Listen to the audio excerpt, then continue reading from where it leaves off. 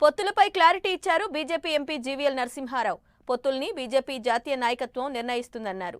ఎన్నికల సందర్భంలో పొత్తులపై నిర్ణయం ఉంటుందన్నారు. బీజేపీ లేట్గా వచ్చినా లేటెస్ట్గా వస్తుందన్నారు. చంద్రబాబు ప్రశాంత్ కిషోర్ను ఎందుకు కలిశారో వాళ్లే చెప్పాలన్నారు జీవీఎల్.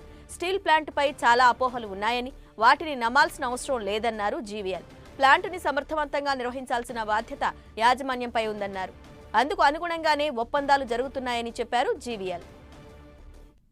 పొత్తులు పొత్తులు పొత్తులు మా ఎన్నికల్లో ఎవరెవరితో పొత్తులో వెళ్ళాలి అన్నది మా కేంద్ర నాయకత్వం నిర్ణయిస్తుందని మేము 6 నెలల నుంచి వరుసగా చెప్తున్నాం. ఇంకా ఆ నిర్ణయం, అంతిమ నిర్ణయం జరగలేదు.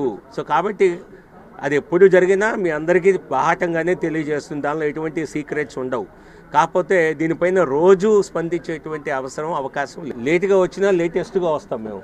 సో కాబట్టి అతిగా ఆవేశపడేటువంటి పార్టీల కంటే ఆలోచనతో ముందుకెళ్లే భారతీయ జనతా పార్టీనే అన్ని సందర్భాల్లో మరి ఆధిక్యం సాధించింది. సో కాబట్టి అతిగా ఆవేశపడటం వల్ల వచ్చే ప్రయోజనం లేదు. ఆయా సందర్భం అనేక అపోహలు, అపవాదులు ఇక్కడ స్టీల్ ప్లాంట్ పైన కలగజేయటం జరిగింది.